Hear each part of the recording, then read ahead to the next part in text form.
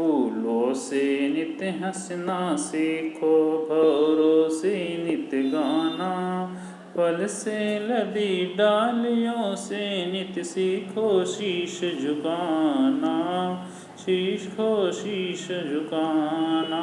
सीख हवा के झोंकों से लो कोमल भाव बहाना। दूध तथा पानी से सीखो मिलना और मिलाना। सूरज की किरणों से सीखो जगना और जगाना। लता और पेड़ों से सीखो सबको गले लगाना।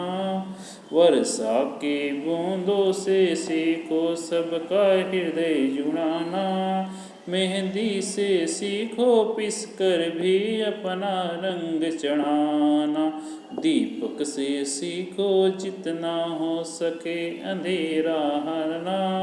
पृथ्वी से सीखो प्राणी की सच्ची सेवा करना। जलधारा से सीखो आगे जीवन पथ में बढ़ना। और धुएं से सीखो बच्चों ऊंचे ही पर चढ़ना। सत्पुरुष के जीवन से सीखो चरित्र नीच गढ़ना। अपने गुरु से सीखो बच्चों उत्तम विद्या पढ़ना। ये जो पाठ है, इस पाठ को हम समझेंगे। लिखा है इनसे सीखो, किससे हमें क्या सीख मिलता है प्रकृति में, वो हम सीखते हैं। कभी जैसे कि फूलों से नित हंसना सीखो, भौरों से नित गाना। जैसे कि फूल जो है कली बन के रोज़ सुबह खिल जाते हैं, हंसते हुए मुस्कुराते हुए ताज़े होते हैं। हमको फूलों से हंसना सीखना चाहिए। और भौरों तो से नित गाना, और भौरों से हमें नित नित मतलब होता है रोज़ प्रत्येक दिन नित गाना सीखना चाहिए। फल से लदी डालियों से नित सीखो शीश झुकाना। जिस तरह से पेड़ के पौधे में फल लगने पे वो नीचे झुक जाते हैं, उसी तरह हमें अगर हमारे अंदर कोई गुण है तो हमें जो है समाज के सामने जो है नम्र बन के रहना चाहिए। सीख हवा के झोंकों से लो कोमल भाव आना। जिस तरह से हवाएं हमको शीतलता देती, ठंडक देती हैं, कोमलता देती हैं, उसी तरह हमें हवा से भी सीखना चाहिए कि किस तरह से हमको सीखना कोमल भाव से रहना चाहिए। दूध तथा पानी से को मिलना और मिलाना।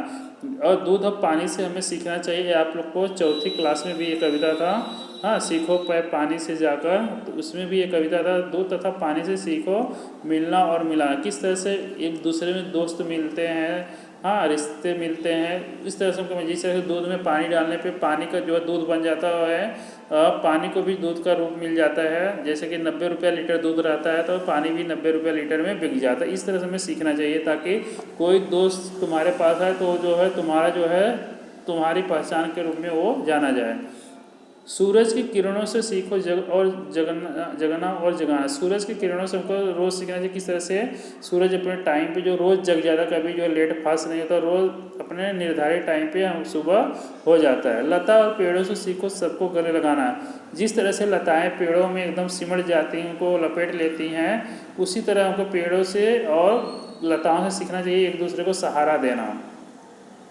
वर्षा की बूंदों से सीखो सबका हृदय जुड़ाना। जिस तरह से वर्षा होती धरती का हृदय, धरती जो जमीन फट जाते हैं, सब जमीन जो है गर्मी से और ठंडक उनको मिलता है। इसी तरह हमको वर्षा की बूंदों से सीखना चाहिए किस तरह से दूसरों को प्रसन्न किया जाता है, दूसरों को सुख पहुंचा कर। अगर उनके कोई भी किसी की मदद कर दे तो वो प्रसन्न होता है, किस तरह से वो हमको जो है वर्षा की बूंदों से सीखना चाहिए। मेहंदी से सीखो पिसकर भी अपना रंग चढ़ाना। कभी भी जो है हमारे सामने कोई भी दुख तकलीफ आए, हमें उससे हार नहीं मानना चाहिए, हमें उस पर सामना करके हमको आगे बढ़ना चाहिए। ये हमको मेहंदी से सीखना चाहिए। मेहंदी पीसने के बाद भी अपना रंग जो है वो छोड़ती हैं। दीपक से सीखो कितना हो सके अंधेरा हरना। दीपक से सीखना चाहिए कि कितना भी अंधेरा, अगर हम लोग दिए जलाते हैं तो हमको उजाला देती है, रास्ता देती है। इस तरह से हमको भी दूसरों को रास्ता दिखाना चाहिए। पृथ्वी से सीखो प्राणी की सच्ची सेवा। हमको धरती से सीखना चाहिए किस तरह से प्राणी की सेवा करते हैं। धरती पे हम